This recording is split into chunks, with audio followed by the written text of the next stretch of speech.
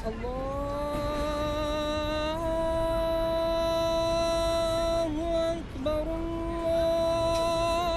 Allahu Akbar, Allahu Akbar, Allahu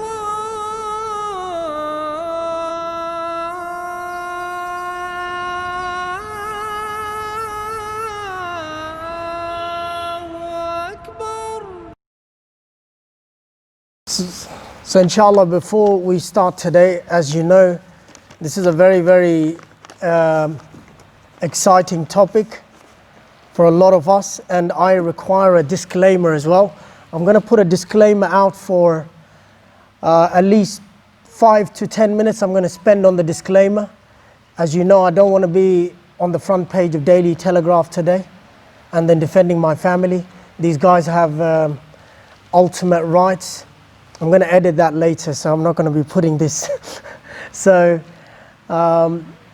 they are very powerful, and inshallah we're going to speak about their agenda. So if you guys, I'm going to give you the book's name again. If you guys are interested, there's a book called After the Ball. So this book was written by Marshall Kirk and Hunter Madsen. And so After the Ball, B-A-L-L, Ball. So this was actually written by Marshall Kirk, and they were the gay media, they ran the gay media strategy back in America. So I'm going to speak about all these things, inshallah. And so inshallah we'll start. And as I said, my first part is only disclaimer. So I'm going to speak about what my standing is. I'm going to speak about freedom of speech as well. And understand, brothers and sisters, very important. In this country, you got defamation laws, you got hate speech laws, and if you're a Muslim with a beard, and if you look like me, then all those laws apply definitely on you, even if you've done nothing. So it's very, very important, and also for the security of this place as well. I mean, it's important we put out why are we speaking, and what is our standing, and we speak about these issues. All right, Bismillah, walhamdulillah, wassalatu wassalam ala Rasulillah, sallallahu ala nabiyyina Muhammad, wa ala alihi wa sahbihi ajma'een, birahmatika arhamar rahimin. So, as I said, the talk will start from a disclaimer. I will give you the Islamic, the talk's got many folds to it, so how I've devised it, I'm going to speak about the strategy that these guys have when it comes to what's their plan, how to, I think the microphone ran out, yeah, because there's no battery there, that's fine. Yeah. There's a candle on the wall.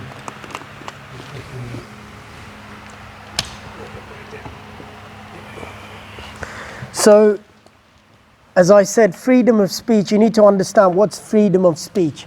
So according to philosophy and the modern dictionaries, what they say, freedom of speech is incoherent.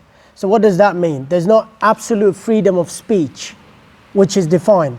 So we are governed by hate speech laws and defamation laws, and we also have to take into account the government laws.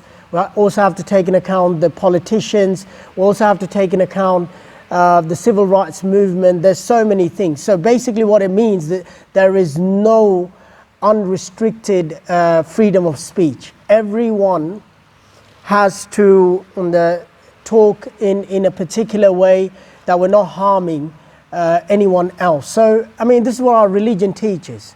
So our religion teaches peace, and we are inclusive people, and we do not harm anyone whatsoever with our language, with our hands, and we are people that spread peace. Now, understand, also you need to understand Australia, because we live in Australia. I could speak about many, when it comes to this, I can speak about many people back in UK. As you know, there's a show at the moment on Netflix. You must be thinking Sheikh's been watching Netflix, he's subscribed to that as well. You know what? The truth is, yes, I do have Netflix, and so look, we live in a time where we have. To be honest, I've actually never watched it, but I did. There's so many shows out there which are promoting. There's a show called Queer, which is there's a Pakistani guy in there, and he's called Tan France. So Tan France actually worked for Zara as well, and he's in that show, and it's a very, very famous show. It's coming in season 3. The man's name is Tanveer. But then because he wanted to become very, very white, so his name's now Tan France. And very, very popular guy. I mean, he recently dressed, you know, the actor, the comedian back in America, Minhaj. So Minhaj actually went to see Tan France in one of the shows of Minhaj. Minhaj's a very, very popular guy. He's got a show on Netflix as well. He bags the Trump government. He's done that for a long time. And so one more thing I actually wanted to talk about. When we speak about these issues, and I am being very explicit now, and my call is also to the imams as well. It's not just, understand, when you've got a position in a masjid or wherever in the community, you have to speak about the pressing issues in the community, and you have to take into account the youth. You have to take into account everyone. You can't be just a khatib that comes and he sits on the pulpit and he just speaks about ancient matters, and he speaks about hatred and all these other things. You need to, we have an amana, and one of the Sahabas was giving a speech, and Rasulullah sallallahu alaihi wasallam, it's recorded in the seerah, he said, "Bi's al-khatib." Like basically he was saying that, you know, you're like such a bad khatib, you're not even addressing the community. My advice to all the imams, we need to address the community of the social issues. Let's come out of joining the feet and saying Ameen loud. Yes, these are issues of fiqh and we have to talk about them. But understand, the youth is not interested in these issues. They're more interested in what is relevant to them. So as an imam, as a leader, you have a responsibility. When you sit on the pulpit, you have to speak about these issues. You have to make things relevant for people. And you have to speak in the lingo of the people as well. With all due respect to the older community, we need to understand we're raising children in this community. We need to speak in the language they understand the best. You can speak in any language where you're not going to be making any differences. Me and most of us have lived half of our lives. We're close to our expiry date. If you really look at the hadith of Rasulullah sallallahu alaihi wasallam, he mentioned 60 is the cutoff. Most of us are reaching 60. And if you got more than 60, then you're lucky. You're on the grace period. So we are coming close to that. We have to think about these youth. Now, going back to the Australian relevancy, you got Margaret Court. Margaret Court, one of the greatest players that's ever come in Australia, or even in women tennis. I mean, if you wanted to speak about that, she's got a record which is, no one can even get close to. Even Serena Williams actually could not come close to. So I'm going to quote some of the things that Margaret Court said recently, and that's all in the papers. You guys can view it. So famous News 24 actually puts some famous quotes that Margaret Court said. So one of the net's pretty bad, but I'll rephrase it in my own words. She actually called out on the gays, and she referred them to Hitler. And she also called them out by saying that they are the internet's back on. So basically, she was a bit racist as well. She spoke about the apartheid as well. She quite liked how they dealt with the people. So she said, that's all devil, but that's what Hitler did. And that's what communism did. Got the mind of children, and there's a whole plot of our nation and in the nation of the world to get the minds of the children. And she was directly referring to the transgender community and every all these communities out there. So, and today Tennis Australia gave a statement out that they will be also looking into changing the names of one of the stands. And so why? Because these, they said this is a hate speech towards a particular community, and and if you remember Alan Joy, the CEO of Qantas, I actually forgot his name. Alan Joyce, yeah. So when Alan Joyce, I mean, he's proudly gay, and he actually came out a long time ago, but then he was refuting people, and when Qantas was going down and they were really suffering, they could not remove him. Why? Because it would have been looked as if they targeted the gay community, the minority. So it's very, very important that we need to look at all these aspects. Now, you know, now this is my disclaimer. It's a 3-4 point disclaimer. The first point I want to say, I adopt the Islamic traditions, predominantly the approach of major religions, also Christianity and Judaism out there. Homosexual behavior in the eyes of God is sin. And that's my position as a religious person, and all religious people that believe in God, we should adopt the same ideology. And because we are free to practice our religion, and we should not be forced to change our ways. Now, point of contention that we need to understand that we do not evolve how the societies evolve. Our laws do not evolve.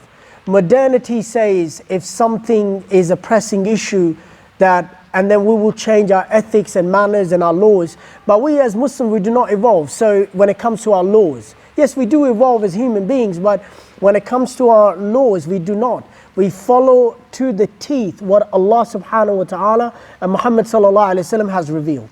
Now, second point, I do not call for any hatred or any violence towards LGBTQI communities. My treatment towards them is cordial. Meaning, what does that mean? I will deal with them in a friendly manner. I will keep on speaking to them, and I will deal with them as a human being. Point number 3, my disclaimer is, homosexuals are human beings. I do not advocate and call them animals or other species. They are human beings, and I strongly advocate dialogue when it comes to speaking to other people. They are to us like the Christians, they are to us like the Jews, they are to us like every other religion, and we speak to them in a coherent way, and that's what our religion teaches. Point number 4, I believe the change of morals is not based on societal shifts. What do I mean by that?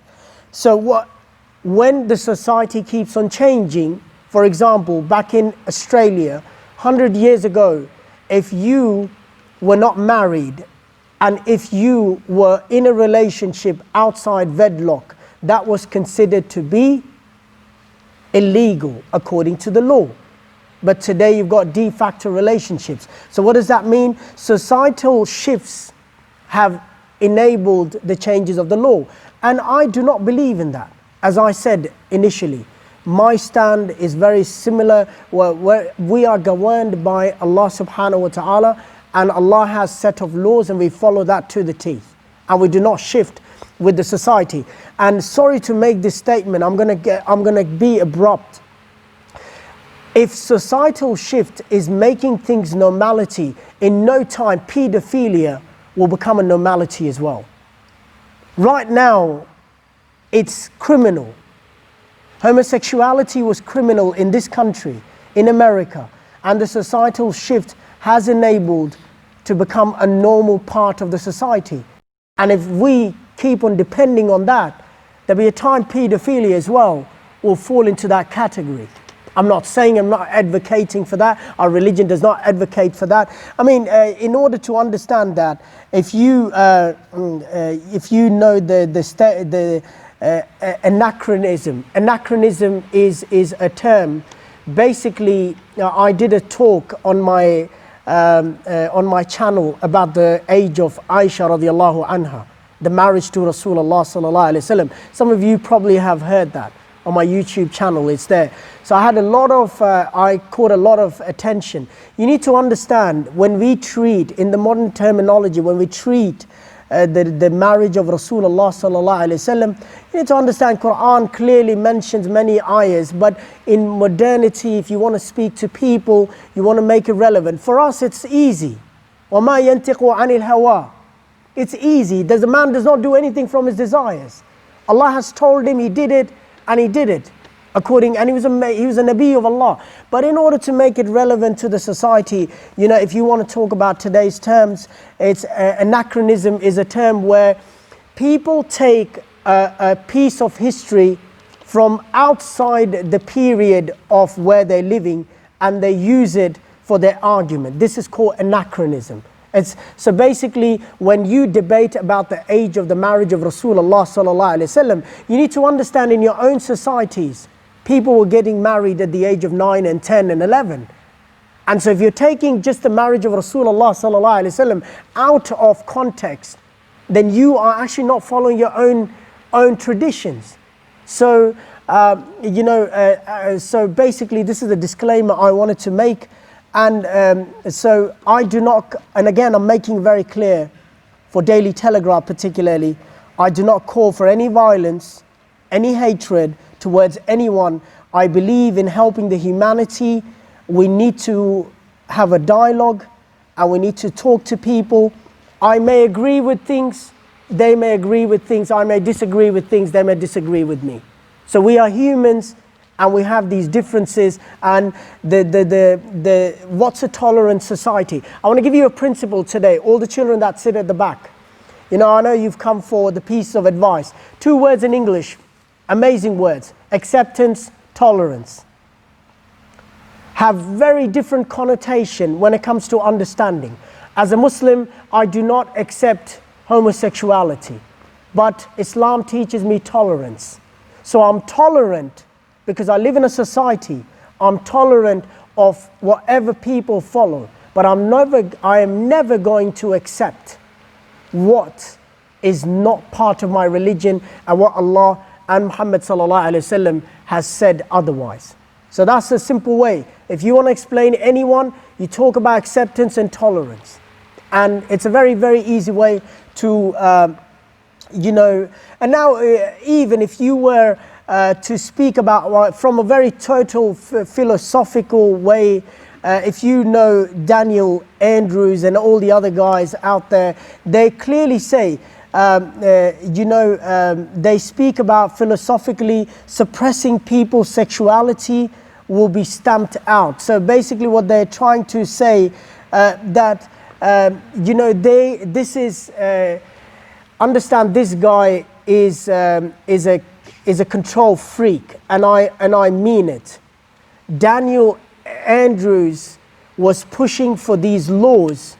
You've seen his draconian ways of dealing with the people of Melbourne and Victoria.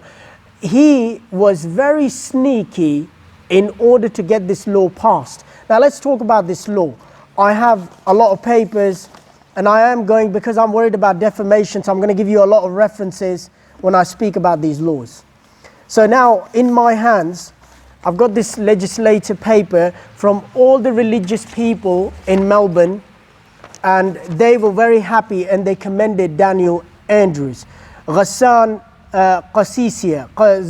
Ghassan is a legal director, a Muslim, and he works for Equality Australia. He's the author, We Are Family Too, and the effects of homophobia in Arabic-speaking communities in New South Wales. So he endorsed the law, and he was very happy. He commended Daniel Andrews.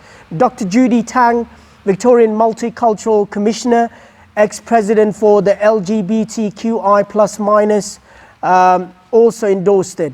And then you've got people from the Chinese community, Cedric Yin Cheng also endorsed this as well. And you've got people from the queer a Middle Eastern African Christian in Australia, Aban Ob Saad, he also endorsed that. And then you've got the Buddhists as well.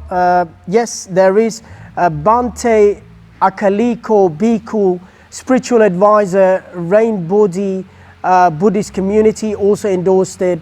And so what I'm trying to say, and also the Catholics, Acceptance Melbourne LGBTQI Catholics President Ken Dumundin also endorses. So what I'm trying to say, this is a very powerful force, and they're all endorsing these laws, and it's showing that it's all these communities, they're out there, they're saying, you know what, it's not just one group of people, it's everyone out there, and they're all endorsing these laws. So what are they saying? They're really praising Daniel Andrews, and also they're saying, we write in our personal capacity and behalf of our organizations to bear witness to the LGBTQI plus members of our multicultural communities who have experienced attempts to change and suppress their sexual orientation and gender identities.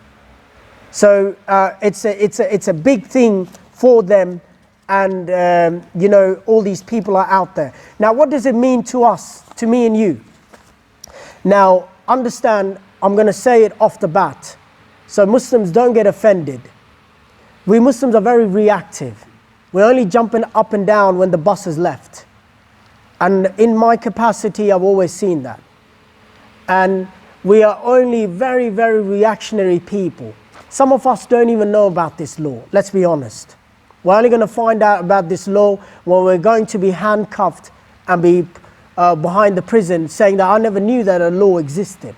So, but if you look at the Christian community and all the other communities, they've been very, very vocal. So in my hands, I have the Christian community of Melbourne, Victoria. They put a press release out there, and they spoke about the penalties and the human rights and the freedom of speech.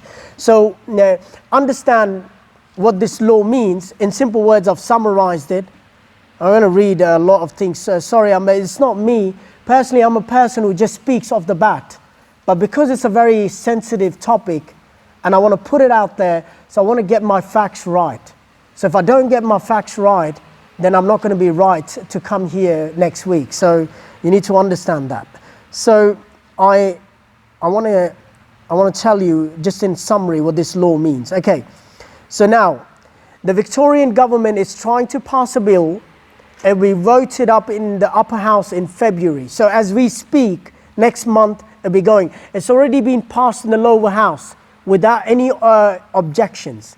So the first stage is done, the main stage, in order to make it a law. Now understand the background of Daniel Andrews.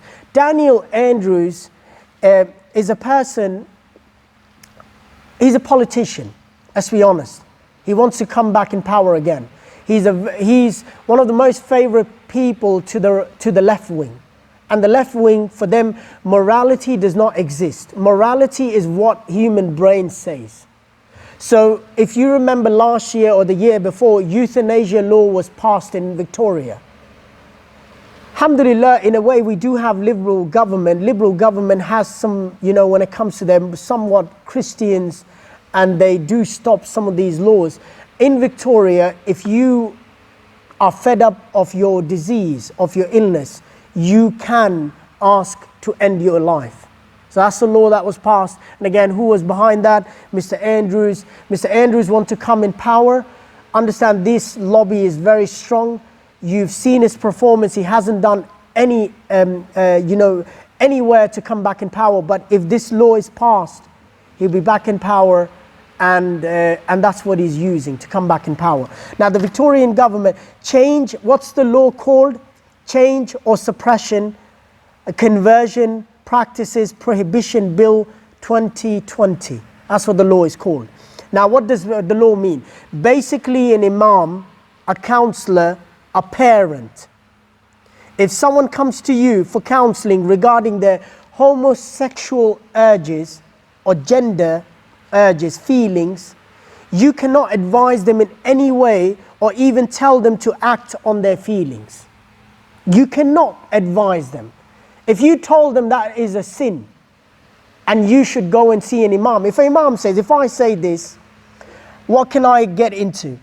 I can get into a deep trouble of 500,000 fine. That's a lot of money. I'll be raising a lot of donation after Friday prayers in Glenwood. And, or because the kind of beard I have, I might end up in prison for 10 years. That could happen to me. So God help us. You cannot advise them in any way or even tell them not to act on their feelings. That's what the law states. Now, the hypocrisy is, you've got safe schools, and my advice to all the parents that send their children to a public school, you know what? Embrace yourself for a roller coaster ride. I mean it. Because you send your child to a public school, already in a public school, in the curriculum, the course of safe schools being implemented. New South Wales is still on the way, but still in Victoria, it's already done and dusted. It's already being taught. You will be taught it's okay to, your child will come and he will learn this. It's okay to have a father and a father. It's okay to have a mother and a mother. And to top it up, you know what? Non-binary gender, basically what that means is you don't know who you are and you don't want to be called he or a she. So if you call someone he or a she, you've offended them. And so this is being taught. It will be taught in the schools. And you know what? I'll give you a thing out here. Even the last time I said I have to edit that. And guess what? The video is already online. I did not edit the AIA part. But you know what? This time I'm going to make it. I'm not going to say AIA. I've already said it. But in a Muslim school, because we work in the New South Wales, in the government system, you are not allowed to tell your child and give a sermon which will offend another members of the community. How scary is that? I as an imam cannot give a sermon in the school about Lut alayhi salam. If this law is passed, you cannot say to the people in Melbourne, in a sermon, if you offend someone saying God created man and a woman, and if that would offend a non-binary person who's in the crowd, that person can go and make a complaint against you. Or the preacher said God created man and a woman. He offended me because I'm not a man and I'm not a woman. So, you know what? I am very lucky, and I say to all the people who are grown up of my age and even older, we're very lucky. You know why? Because we were saved from all this which was out there. Our children, you know what? You'll be celebrating if your children are practicing Islam. You'll be celebrating if your children are doing half of what we are doing today. Because the way how the system is completely against me and you is to raise a child with the right values, with teaching them the Islamic values, will become detrimental, will become very difficult. And the likes of the people of Daniel Andrews and the likes of him. You know what, I'll give you something. You know what, we hate Trump, okay? Everyone hates Trump. If you were to ask a child, the child thinks he's a Satan. Okay, so guess what? You know, the biggest push of these rights is Mr. Biden. You guys happily voted for him. You guys loved him so much. In his agenda, you'd be amazed what's going to happen. Guess what? You know why I like America? When America talks about Article 1, freedom of speech, that freedom of speech is unprecedented in anywhere in the world. Even UK, even Australia, even New Zealand cannot match that freedom of speech. That's why in America, 3 things are so amazing: freedom of assembly, freedom of religion, freedom of speech. As an American citizen, no matter who you are, that freedom of speech allows you to say whatever you like. But again, there are faults to it, which I have explained. But that unprecedented freedom of speech, you're not going to find in Australia. You're not going to find it in the UK. You're not going to find it in any other country. Now, I've said a lot, but understand, I will speak about how we can, work around it, what we need to do. But this is a very, very dangerous bill. You may think I'm trying to scare you, but guess what? I'm only brushing the edges, and there's more to it. And if the Christian priest from Melbourne says, I don't think, it's his own words, this is mentioned in the Age newspaper, that recently the conversation therapy ban will outlaw faith practices. So he says, Professor Michael Kuhnlen says, I don't think it should ever be a crime to pray. So what he's trying to say over here, it will become, if I pray in a certain way, if I call God in a certain way, if I remind people of God in a certain way, it may be leading to I am doing something criminal against some other community. So, you know what? As I say, brace yourself. It's and you know what? If you look at all the world leaders, and this is Daniel Andrews, if you haven't seen him. That's another guy, Justin Trudeau, and he's really big on these rights as well. Participated in the Mardi Gras in Canada, and he was amongst them and really high-fiving the people, and he was very, very proud for that.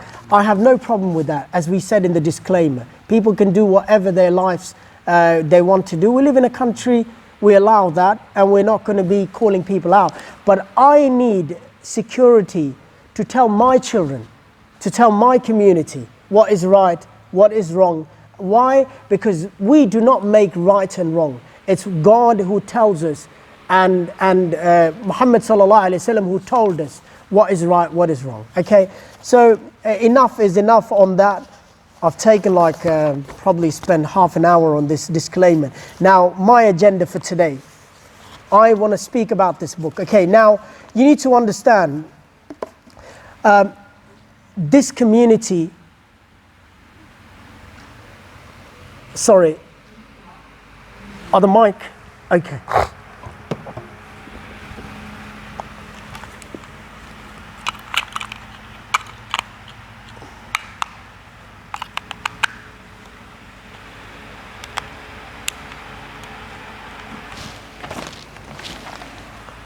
Oh yeah, it's working.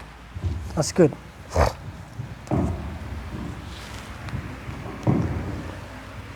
All right, so inshallah we're going to speak about, first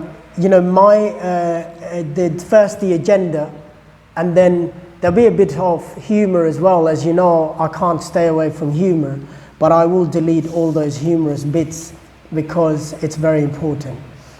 So how one of the biggest agendas at the moment, these LGBTQI plus minus divide, multiply, whatever you want to take it, wherever you want to take it, in this lifestyle, they've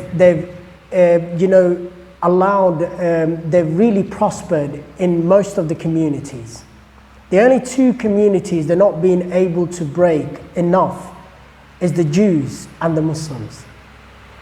You do have progressive Jews which are now embracing them because it's important, and I'm going to explain you what's the idea about when it comes to embracing as well.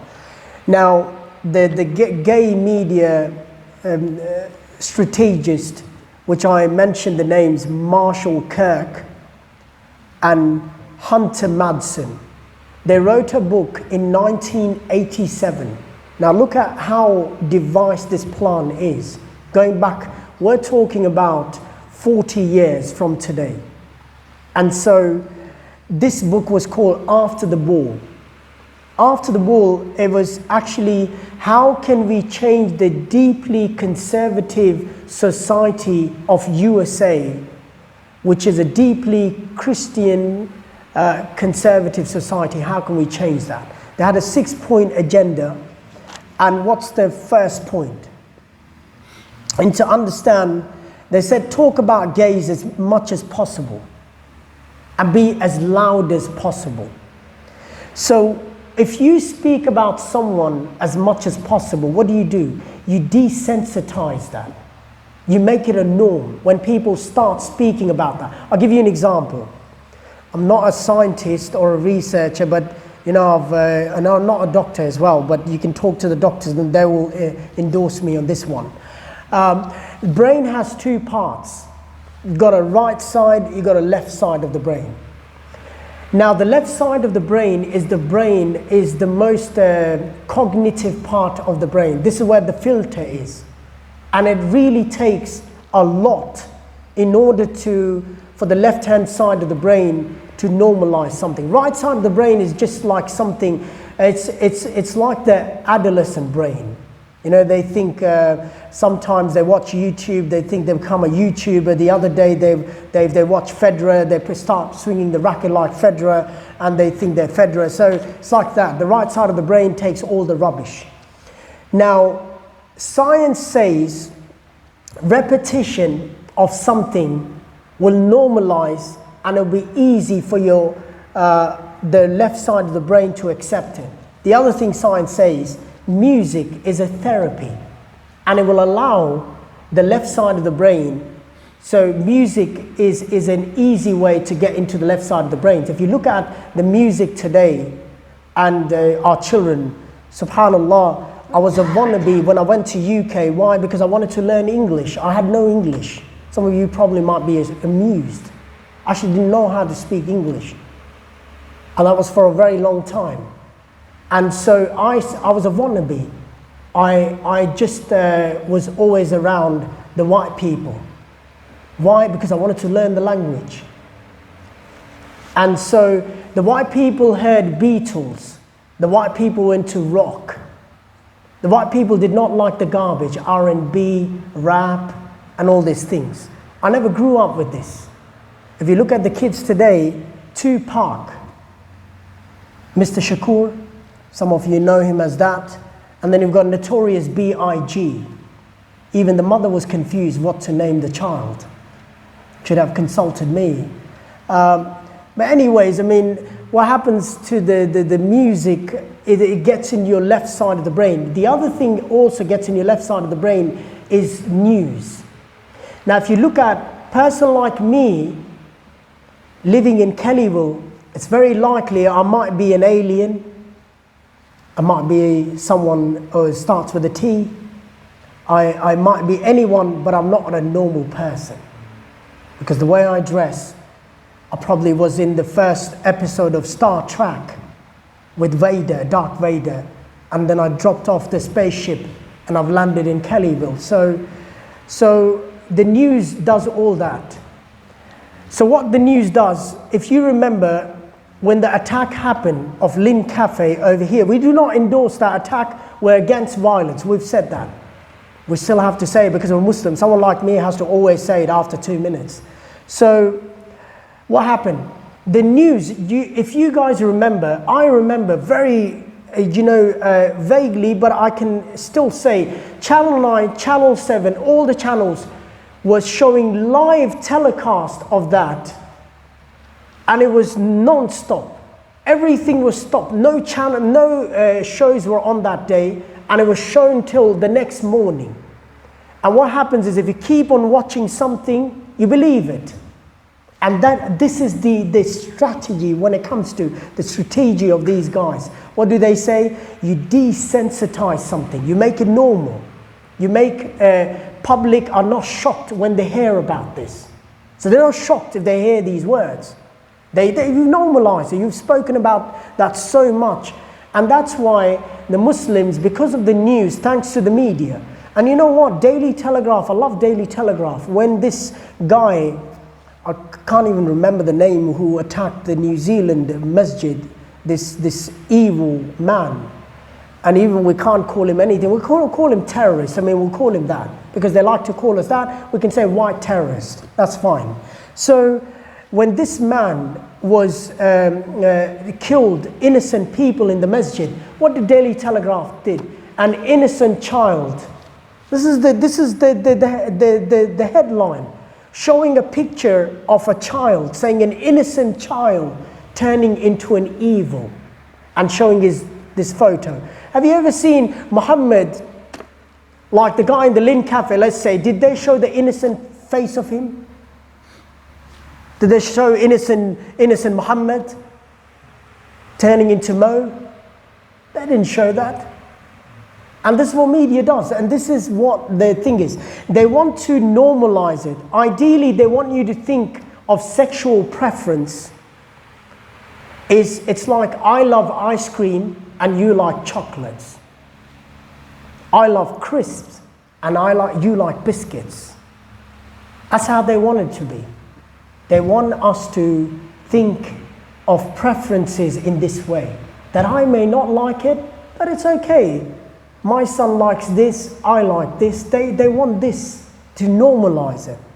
And so, that's why the language they're using, this is the language. You know what, I'll tell you this. I went online just to look at the terminologies. You know what, I was so gobsmacked. There's so much out there. It's not just LGBTQI. According to the University of Utah, they have identified up to 70 terminologies. God forbid, we haven't even memorized the national anthem of Australia since I've come here. If I was to memorize those 70 terminologies, where would I be? But just to put it out there for you guys, simple terminology.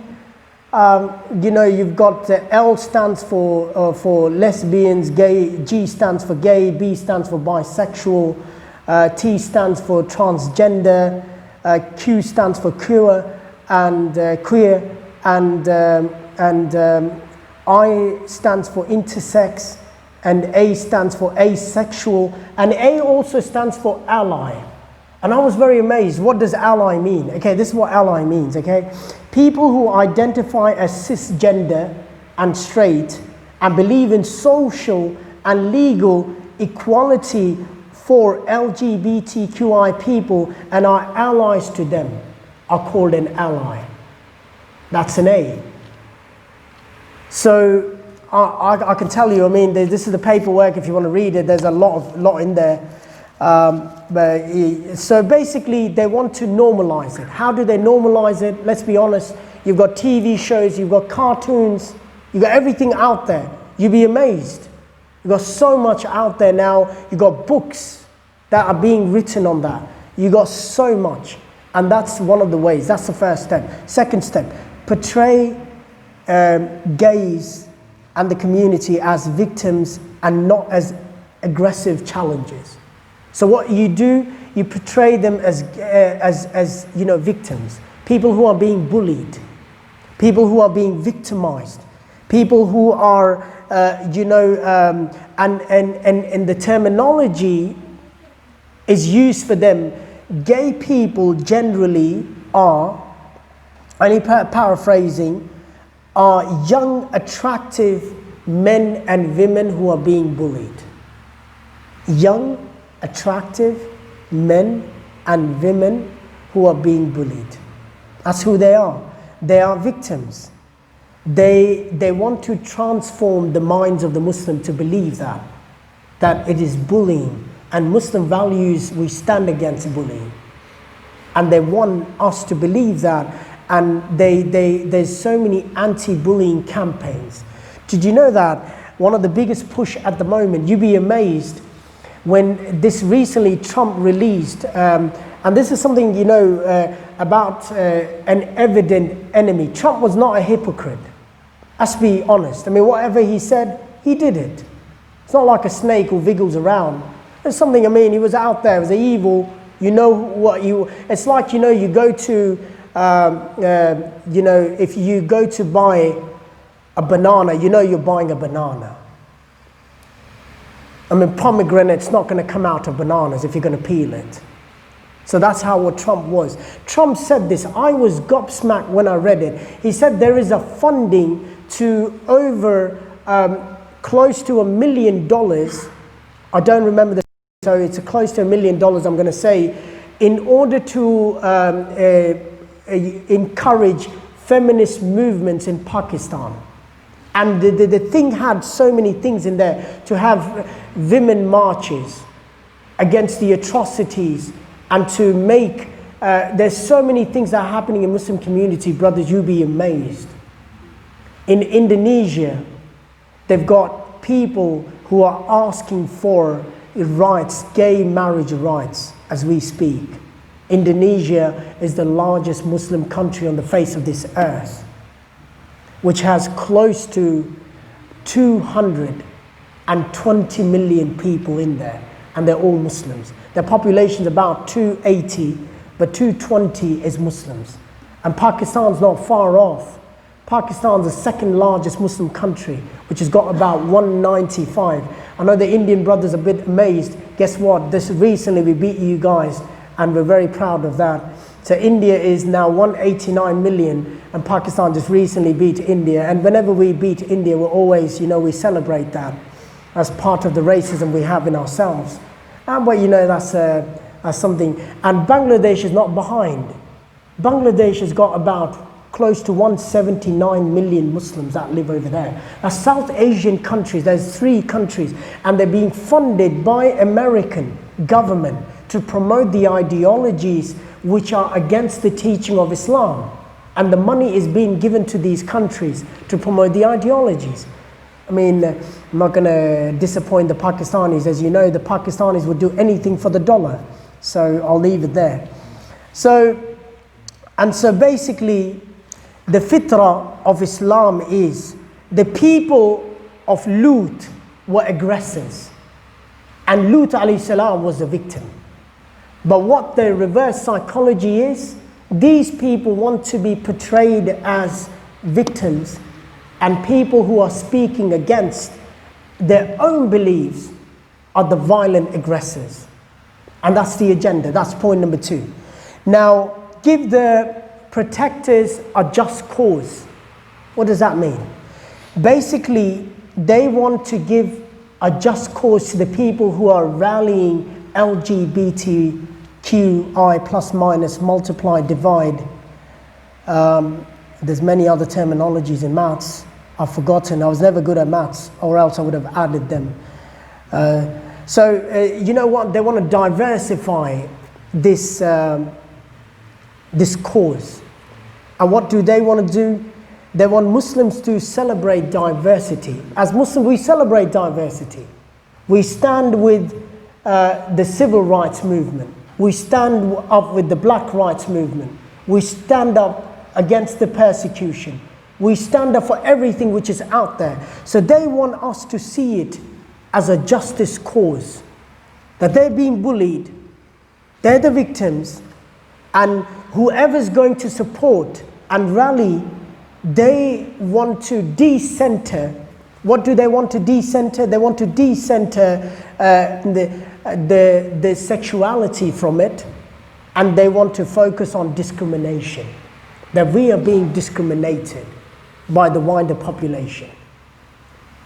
And this is a very, very dangerous cause. Why? Because our children, the young people, and I because I work with the young people, I can tell you, they are more, when it comes to soft towards this community. I speak from experience. I've spoken to many young teachers. I've spoken to many young students, year 11, year 12. They're very soft towards that. They say, what's the problem? They're being discriminated. Me and you were programmed in a different way. We're programmed in a way, we work in a very, very ancient way, because our parents just programmed us, or with the cane, with the asa, they just, if we didn't understand anything, my father only had one way to teach us. And may Allah give him long life and health. If we were not understanding anything, there's a thing in Urdu called, Punjabi called chitta. And so basically what that means is there's a beaten up. So if you're not understanding anything, the hands are coming, the legs are coming, whatever's there is coming, everything's coming. And so guess what? You said, yes, I get it. But now it's different. You know, if you beat your child, if your child goes to a public school, they already know which number to call. They tell that in the school. Ask your child, your mum and your dad, they're off the line. And guess what? Okay, this is another funny thing. You know, when I came to Australia, I think I've said this before as well. I locked my son in the car. And my son was very small, Ibrahim. Now, mashallah, he's turning 11. And he was only 2 years. And Honda makes one of the most stupid car keys. You've got a lock button and you've got an open button as well. They're two separate buttons. I gave my son the key, and because he was wanting the key, and I just closed the door. Next thing he does, he locks the car. And I'm telling from the outside, he's only 2 years old, knocking on the window and telling him open, open. And he just keeps on pressing the lock button. And guess what? I called 999. Because I called my wife, and I said, call emergency. I called 999. It said, invalid number. And you know what? Because back in UK, it's 999. I was just calling 999. I got frustrated. I called an RMA. And RMA said, we're far away. We're not going to be able to send. Call 000. And I went, what? 000? Yeah, call emergency. That's 000. And so that's when I learned 000. And so your children already know 000. If I was to teach my children, I'd tell them call 999. I'm still safe. So your children already know 000. So if you even touch them, and if you're acting offline, then they will make sure you come back in line. And this is what's being taught in the schools. It's happily we send our children to the school and they learn all this. You know what? We are very naive. We are on the mercy of the teachers, on the mercy of the community, what our children are learning. Why? Because we spend no time with our children. Look, I can go on, and let me come back to this. So basically, they want to take it as something which is as an anti-discrimination act, and they want to make it a just cause. Now, another one, emphasize homosexuality is haram. And you must be like, you know what, that's amazing. They're saying homosexuality is haram. Muslims are saying that as well.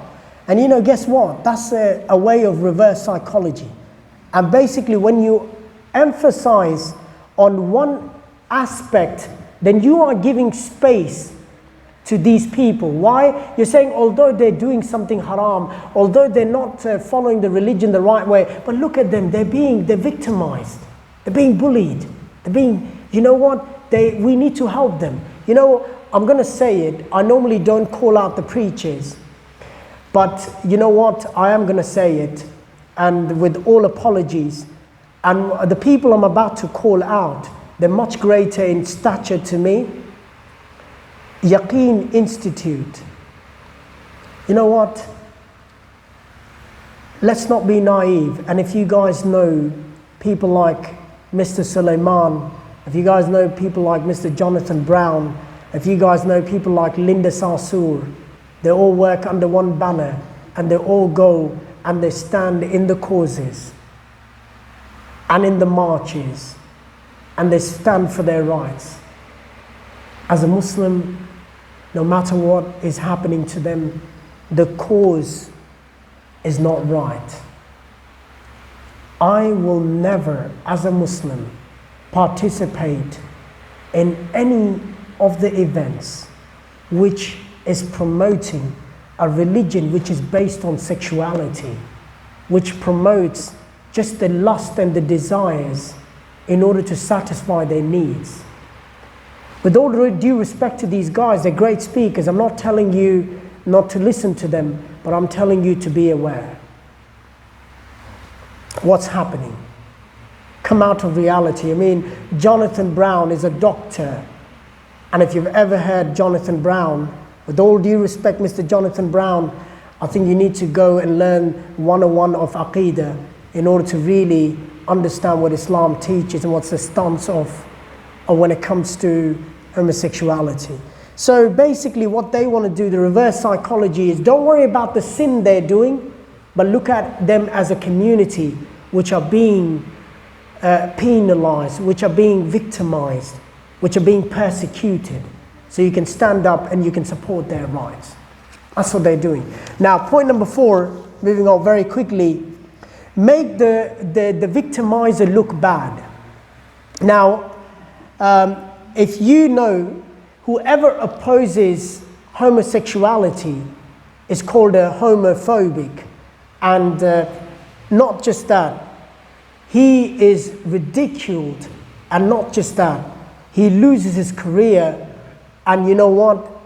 And sky's the limit. There's no stoppage to that. So if you are speaking against this behavior, even if you were promoting your religion, you will become, and the victimizer will become the perpetrator, and basically you're going to become look bad. And an average Muslim, you know what's going to happen? And I'll give you a picture. An average Muslim, if someone says, you will be so scared to speak the truth that you're just going to be quiet. You're not going to be able to say anything. Now, if you guys watch TV, there's a guy back in UK, he comes in a morning show. We grew up watching him, Morgan Pearce. Morgan Pearce is a very, very vocal guy, and he had a Muslim on the channel. And basically, in UK, alhamdulillah, the Muslims are much more proactive when it comes to these issues. Parents pull their kids out in Birmingham from public schools when they went down the path of safe schooling, and they were bringing that to curriculum. That really enraged a lot of politicians. And basically what happened was, they said Muslims are not inclusive, and they are, barbaric towards a particular community. And parents turned around and said, this is freedom of speech. We've got freedom of speech. We don't want our kids or children to learn that. And so that's why we're not going to send our kids to school, and we're not going to promote that. And so Piers Morgan had someone on the TV, and a Muslim guy, he's calling him out. And he said, I do not call out for any violence or anything. And you know what media does? Okay, so what are you saying? Is it a sin or not, according to you? So you're saying they're sinful, so that means they're evil, so they're going to hell. So this is how they talk to you. So basically what's going to happen to an average Muslim, you're not going to be even able to say anything. You're not even going to be able to speak the truth. Why? Because you're going to be scared for yourself, for your family. And that's what they're doing. And so you looked at Margaret Court that we spoke about. Anyone who speaks about them is demolished. And this is the modern way of life. Now, finally, taking a step-by-step strategy. And what does that mean? So in the West, you need to understand it took them about 40 years to come where they are. And UK, unfortunately, a lot of garbage comes from UK. They were the first ones to legalize the marriage. UK gave a lot of garbage to the entire world as well. As you know, wherever they went, I think they were, you've got the story, Ali Baba and the 40 thieves. I think UK were the 40 thieves. So wherever they went, they just stole everything. Even now, India is asking for the Kohinoor, which is one of the jewels of the crown of the Queen. And they're saying, you stole it from our country. When are you going to return it back? So, and UK was the first country. Elton John, that was the most popular marriage that happened. And after that, many, many marriages have taken place. And you know what? If you're an imam, according to this law, if someone comes and says, I'm a Muslim and I want you to get married, I want to get married to Abdullah, for example. Muhammad says, I want to get married to Abdullah. Don't be shocked. Because the way things are going, it is very close. Me and you, I ask Allah, we don't see it, but we will see it. And if you refuse the marriage, say, I'm a Muslim, I can't do it, that could put you in jail. You're suppressing their freedom. The easy way, I will edit that later, or you know what, I really bless you guys, but guess what, I'm busy on 15th. I can't do the marriage. So what about 16th? Oh, I'm flying overseas. What about 17th? Oh, you know what, my daughter's giving birth on that day, even though she's only 5. So, you know, there's many ways around it. The way you want to work it out, I have to edit that because, or else they're going to use it against me. So, first step by step policy that they want to bring is, first step is to abolish hudud. Now, you know what? I want to give you a test today. Ask your children. Your children, and I'm telling you, some of the children already believe hudud laws are barbaric. So capital punishment, some of our children already believe they're barbaric. And that's the first step, to make hudud laws look as if they are barbaric laws and they do not protect the rights of the citizens. And when you're going to abolish hudud, what's going to happen? You cannot punish these acts in a Muslim country. And that's the first step. Second step, you want to decriminalize the sexual orientation of LGBTQI. Now, very quickly, I want to say this. If you know UAE, and I'm not going to edit this, and I want Sheikh Mohammed bin Zahid to listen to this. If you look at UAE, how it's normalized things over the years, you'll be amazed. We're not talking about Israel over here. UAE legalized 2 laws. That was only 3 months ago. The first law was, according to the country's law, you can live in a de facto relationship. So if you are living with someone that you're not married, you're not going to be punished anymore. It's your right, your life. You can live with Tom, Dick and Harry, whoever you like. So that was the first law that was passed.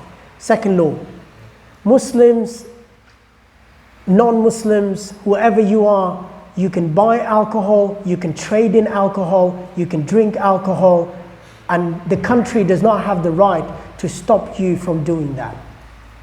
Those are 2 laws that were passed recently in a Muslim country, who would, in UAE, if you were caught doing indecent acts, if you were not married, if you're holding hands in Sharqa, in Sharjah, some of you know, you could end up in jail. But now, because the law has been passed, it's okay. And so that's what they want to do. They want to decriminalize this orientation. And if you decriminalize that, what's going to happen? You can live in that lifestyle no matter what you want, the way you want. And so, number 3, legalize their social space. You know, in Australia, in all the Western countries, you've got the gay bars, you've got all these bars and all these clubs. They want to have the same spaces in Muslim countries where they can act the way they like in their own social spaces. And that's not far away. Did you know that? And no exaggeration. In Muslim countries, now gays are more proactive than they were ever before. And they speak out more without any fear. And we're not speaking about small Muslim countries. We're speaking about big Muslim countries. Pakistan, Egypt, and the likes of these countries. Iran. Do you know Iran was a very, very anti-gay country, but now they're openly speaking about that. And guess what? Don't be surprised if Saudi and Iran abolishes capital punishment. Don't be surprised. Why? Because that's the agenda. That's how they want to get to that stage. Number 5, legalize the gay marriage. They're already living together. We've already given them social space. You know what? Let them get married. It's okay. It's okay if they want to get married. Doesn't affect us. And that's going to happen. Put hate speech laws to protect and criminalize people speaking against them. And that's the law which is coming in our country and in the state that's not far away from us. It's right next to our backyard, and that's what's happening. And lastly, and this is something, so gender neutral spaces, bathrooms, and all these other things. Now, if you guys know, there's a big movement now for the non-binary gender. And if you were to call people, this is political correctness. If you call someone a he may look like a he, and he was born a he, but he does not want to be a he or a she anymore. And if you said he or a she, then that guy will be offended. A load of baloney that is, seriously. And you have to speak to them in they, and if they are a lot, the pronouns are them or they, and there are new pronouns which are coming, ze, ze, and hir, hir. These are the pronouns that you need to learn because you don't want to offend people. Z is going to the bathroom with hair. We're just making sentences, you know. We're not being disrespectful to anyone. We're trying the language out. But this is what it is. Now, what does Islam say? Look, I've really taken a lot of time very quickly. Now I want to give you a picture very quickly. Me and you have a responsibility. We do not go out, look into people's life, whatever they're doing behind closed doors. You're not going to be using the hadith, man ra'a minkum munkarin falyughayyirhu. You're not going to be knocking on people's door. Oh yeah, you know what? You're not praying, I'm going to take you down and all that. Whatever people are doing in their closed door is their business. Islam says it becomes your business when it is violating the community. That's when it becomes your business. And that's when we go and we use dialogue to speak to people. And I want to give you the motto, the vision of Islam. You all know the vision, and I love this ayah. In Quran, Allah says, this is the vision. The children, you need to learn that. You got vision statement of the schools. That's the vision of Islam. Kuntum khayra ummatin ukhrijat linnas. Allah is saying, Allah took you out from the entire humanity. Allah chose you, me, all of us. Ta'muruna bil ma'ruf wa tanhawna 'anil munkar.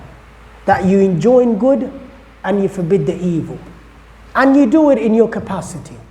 Don't have to really go out, use your hands and become John Cena. It's your capacity, whatever's your capacity. And if you can't do anything, at least have in your heart. Now, very quickly, I want to give you an analogy from Quran, Surah Sabah. I want all of you to go and read these ayahs.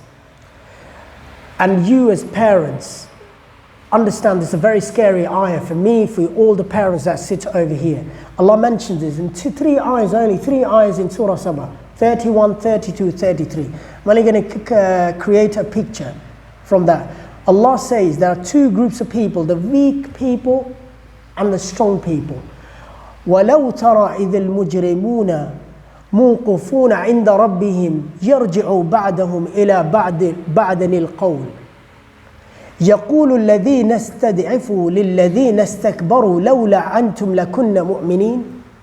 So basically, Allah is putting a picture, and when people will be standing, the weaker people will say to the stronger people, if it wasn't for you, would be the believers today. So it's like, the people, the parents are allowing their children to do all the things which are happening. They're not keeping a rein on the life of their children, and they're acting like those weak people. And we're allowing all these people to corrupt the minds of our children and teach them whatever they like. And so we will be like those weak people. That we are allowing them to show them the TV shows, we're allowing them to give them the books and the likes of it. And the list is exhausted. And you know what? After that they're going to say, قال الذين استكبروا للذين استضعفوا أنحن سددناكم عن الهدى بعد إذ جاءكم بل كنتم مجرمون. That is saying, if it wasn't for you, if you did not force us when the guidance would have come, and you know, it's because of you that we've fallen into that trap. But why couldn't we do anything about the situation when we knew that was happening under our noses? And we had a responsibility to look after the iman of our children. And what did we do? Were we just like those weak people? And you know, in the last ayah says, بَلْ مَكْرُ اللَّيْلَ وَالنَّهَارِ. They will say you were giving your makr in the night and in the day. And that's what's happening. The TV, everything around us, they're spreading this ideology day and night, day and night. And you know what, brothers, I am in the field. I'm telling you, it is really scary. When I speak to the youth, I mean 18, 19, 20, they are very sympathetic towards these movements. I mean it. They're very sympathetic. And that's a large number of them. So be very careful. And now, understand, when you look at Adam alayhi salam, this is a slow poison. Shaitan, when you look at the Quran, هَلْ أَدُلُّكُمْ عَلَى شَجَرَةِ الْخُلْدِ. What did he say? He did not say, he said it's haram to eat from the tree. He said, look at the tree, just see it. That's what they're doing. This behavior is haram. It's okay, you know what? It's okay, you can speak about them. They're being, discriminated. It's all right. It's that mentality that they're pouring slowly in us so that we can normalize it. Now I want to give you two key principles. I want to finish off on that. We're coming very close to the Salah as well. I want to finish this topic. Two key principles. Understand, we are Muslims. First principle. We are not people who are judged by democracy. We do not follow democracy. We do not follow plebiscites. We do not follow any of the things which are out there. We follow Allah subhanahu wa ta'ala, the law of Allah. Whatever Allah says, we take it. Whatever Allah stops, we leave it. Muhammad sallallahu alayhi wa sallam, and this is the religion that we follow. And anyone, if they're deciding by the votes or deciding by democracy, no matter what people say, it's never going to change me and you. That's the first principle. Now understand this principle from an ayah. A man came to Ibn Abbas radiallahu anhu. He said, what does this ayah mean? You all know this ayah. وَإِنَّكَ لَعَلَى خُلُقٍ عَظِيمٍ. He came, he asked, what does this mean? Ibn Abbas radiallahu anhu was a master of tafsir. He said, this ayah is for Rasulullah sallallahu alayhi wa sallam. It means that he was the man with the utmost character, the highest of the character. But this does not stop at him. This ayah is telling you a bigger picture. What's that bigger picture? وَإِنَّكَ لَعَلَى دِينُ الْعَظِيمِ. That Allah subhanahu wa ta'ala chose the best of the religion for him. And that translated into the best of the character. So Allah has chosen for me and you the best of religion. Now I want to give you one thing very, very quickly. For us, the source of right and wrong is Allah subhanahu wa ta'ala. If you remember Salman al-Farisi, one of the communications he was having with the Jew, and the Jew wanted to put him down. And what did the Jew say? He said, يُعَلِّمُكُمْ كُلَّ شَيْءٍ حَتَّى خَرَاءً. That he said, you have been taught everything, even what happens in the bathroom. Now my brothers and sisters, if Rasulullah taught us what was happening in the bathroom, would he not tell us about plus, minus, multiply, and whatever you want to do with that? Would he leave that out? If he was telling you the most, the things that we are, the most, the trivial of issues, that some of the religions never explored, do you think he would keep that out? And the second principle, you know this hadith, you love it, and it's كل مولود يولد على الفطرة. Every child, everyone that's born, he's born on a fitrah. Okay, now general understanding of the layman is fitrah is Islam. Did you know the greatest man who's ever come in these last few hundred years in scholarship is Shaykh al-Islam ibn Taymiyyah? Do you know what he said about this? He said, fitrah is straight. A man is born as a man and he follows the way how the man is designed. And fitrah is a woman is born in a way how a woman is designed and she follows those principles for her life. And he went on to explain it into more detail. And what did he say? He said, when Allah subhanahu wa ta'ala created a man, He created a human being. It was created with the nafs. وَنَفْسٍ وَمَا سَوَّاهَا فَأَلْهَمَهَا فُجُورَهَا وَتَقْوَاهَا. It's the nafs that you change either ways. You make it bad, you make it good. That's what you do with the nafs. You change your child. It's not that the child changes itself.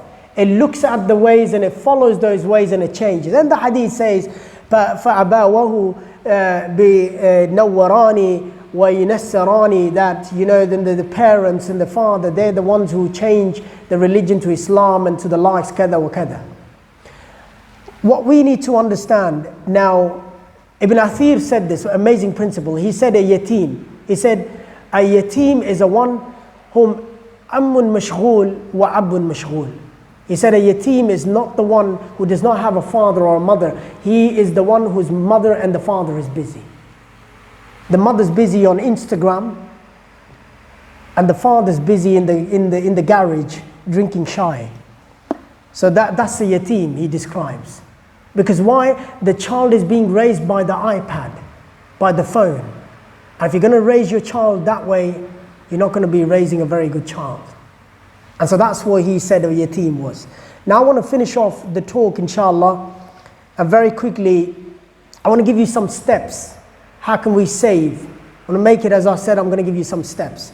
Now understand, when it comes to Allah subhanahu wa ta'ala, He's given us the way of life. This religion's a way of life. You need to not shy away of talking to your children about these issues. When the next time you watch the TV, you watch something happen on the TV, your child asks, what's that? Tell him. This is what it is. Second, very quickly, I'm just rushing it off. It's not my personality. Probably need another 20 minutes. But second one, make dua. Me, I can give you a lecture for 5 hours.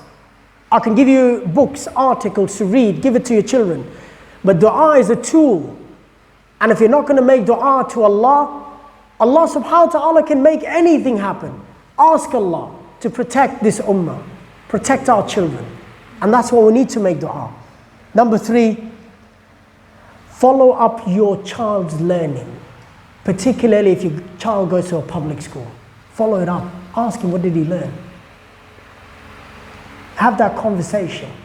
Don't be like that father. I send my child to the King's College.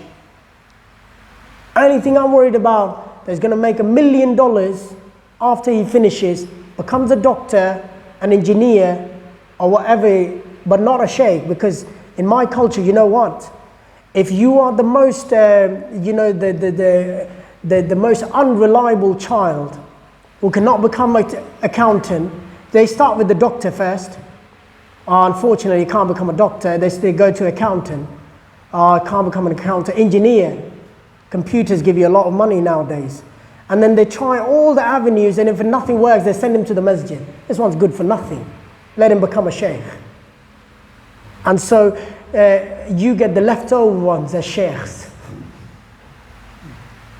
So, and the last one, and the fourth one is sexual education. I mean it. Islam has a plan for all our children. Teach your children about sexuality from the age of 2 all the way to the age of 15. It doesn't mean you're going to start talking to them about big things at the age of 2. You talk to them about little things. what's relevant to them, what they need to know till they get to the age of 15. Did you know what? Some of our children, fathers are so embarrassed to talk to them about the changes in their body. Prime example, I sit over here. In my time, we learned the changes of the bodies from our friends. Father never spoke about that. Now, I don't want to be very explicit. You wake up one morning and you see something's happened, and then you ask a question, what happened? What do I do? Because your father never spoke to you what will happen. And so this is what happens. This was in the culture. Be that father, be that mother that you speak to your child about the changes in their body. Finally, I mean it, I may sound as a, anti-feminist, but emphasize the gender to your children. I mean it. You know, when you talk to your son, you talk to him the way you speak to boys. You know, you call him, you're a boy, you're a man. When you talk to your daughter, you talk to him that way. You know, there are things that you need to do differently with your children. There are things, the way you're going to raise a boy is different how you're going to raise a girl. They're different. So be mindful of these things. And lastly, keep your children busy. Don't let the iPad raise them. Take them out. Don't be a couch potato yourself. Don't worry about the politics on the TV. Biden's not going to send you a check of $1,000, and Trump's neither going to do that. And neither Sisi going to do that, or neither Imran Khan's going to do that. None of them are going to do anything like that. So don't waste your time on them. They've got the positions, they've got the kursis they wanted. They're sitting on that, they're relaxing. They're not going to change your life. You have to change your own lives, your children's life, your community's life. So go, make yourself busy, go with them. SubhanAllah, I have coached the best club in Ponds under fives. It's like I'm saying I'm like really heightening it up as if I was coaching Real Madrid or Barcelona. For me, that's a Barcelona team, because last year we only lost 2 games. Thanks to coronavirus, some of the teams pulled out, so my team was one of the best. And so I was really amazed the amount of mothers that are on the field and the fathers are absent. Where's the father on a Saturday morning? Probably had a late night in the garage. So please, spend time with your children. Be there. Your wife's not going to kick the ball. Be that person that kicks the ball. So inshallah, I want to close off there. And if you've got any questions before we go into the adhan, I'm happy to take questions. أقول قولي هذا استغفر الله لي ولكم فاستغفر الله إنه الغفور الرحيم. Yeah. What would happen, how as a parent, I'm also as a parent, I have seen some families suffering from these sort of people, like they have some of the kids turn up to lesbian, some of them turn up to gay. How they approach to them, and they can't do anything. Is that as a Muslim, I'm talking about among the Muslim people? Look, we have lost compassion. I'm going to be very abrupt. We are people who are judgmental. We harm our own people by judging them and by annihilating them and by calling them out. We should be more compassionate to the Muslim community. You have us, we judge people today. And guess what that does? It pushes people away and they find refuge in other people and they don't want to do anything with them. Today we've only got 2 spectrums of Muslims that survive. You've either got 2 extremes, both mushaddid on either end. You've got someone who just practices Islam, he looks at someone who's not dressed up in a particular way, and the woman's not wearing a hijab, or the man's not wearing a particular dressing, oh, that one's going to Jahannam.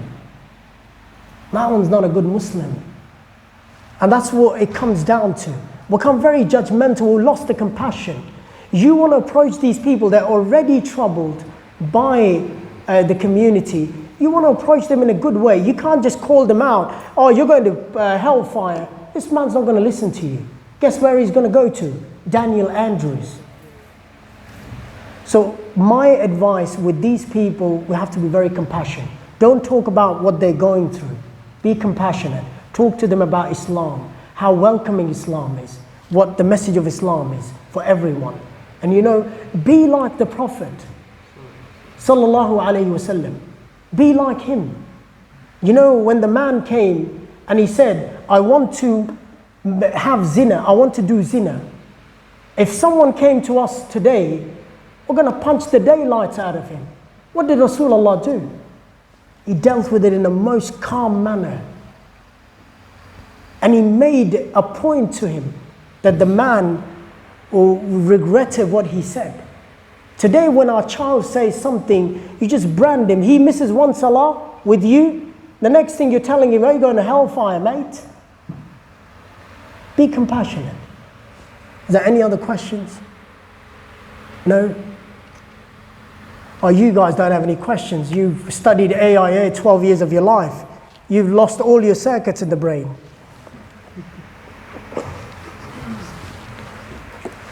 Inshallah, we'll finish it over here. I will call the adhan, inshallah.